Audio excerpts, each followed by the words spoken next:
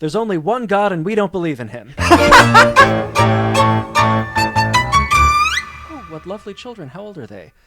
And the mother says, well, the doctor is 5 and the lawyer is 2. There are certain other professions that are stereotypically Jewish, and I think that some of them, at least, banking, financing, and especially jewelry, I think a lot of those started in Europe because they are portable. If you need to flee from a bunch of peasants with torches and pitchforks, Throw the Jew down the well.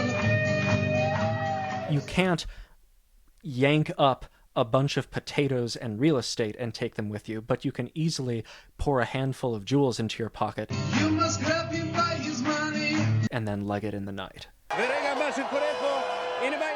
If you've got a pogrom coming, like, this is how you get away. Wizards think of the gods the way that some people think of tables. Like, clearly they exist, and there's a place for them in a well-ordered universe, but there's not really any point in going, oh, mighty table without which we are nothing. It just doesn't make sense. There's also a long, long tradition of Jewish atheists. And there's a particular Talmud story that I remember reading, which is a disciple goes to his rabbi and says, Rabbi, I'm having trouble with my faith. I just don't know if I believe in the Creator. And the rabbi says, why is that important to you? And the student says, what do you mean, why is that important? If it's not important, then what does the Torah mean? And the rabbi says, why is that important to you? And the student says, what do you mean, why is that important? If the Torah isn't real, then what does our practice and what do the mitzvot mean? And the rabbi says, why is that important to you? And the student goes, what do you mean, why is that important? What else could be important to me? And the rabbi says, that's a good answer. And also notice how he doesn't say, of course there's a creator. He's saying, yes, this is the important thing, and it's the practices and the things that you do. Here's another Jewish joke. So we got a Jew living in the Soviet Union. And he prays to God for 10,000 rubles. Like you do. Yeah. I mean, if God's real, should be able to do that. Mm-hmm.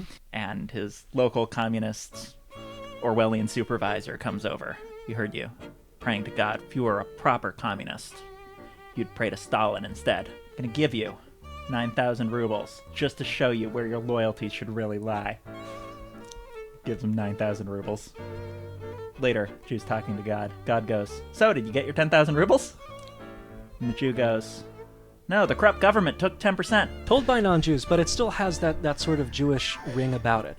A lot of it involves bargaining and arguing with God. So one of my personal favorites is there's a grandmother who takes her 5-year-old grandson to the beach.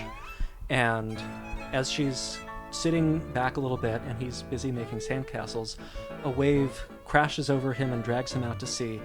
And the grandmother flings herself on the beach and says, God, please bring back my grandson. I'll do anything. I'll go to shul every day of the week. I promise I'll keep better household. Just do whatever it takes. Bring back my grandson. And then another wave washes in and gently deposits her grandson back on the beach.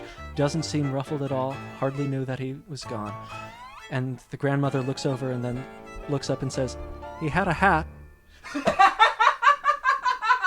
I think it really captures the ethos.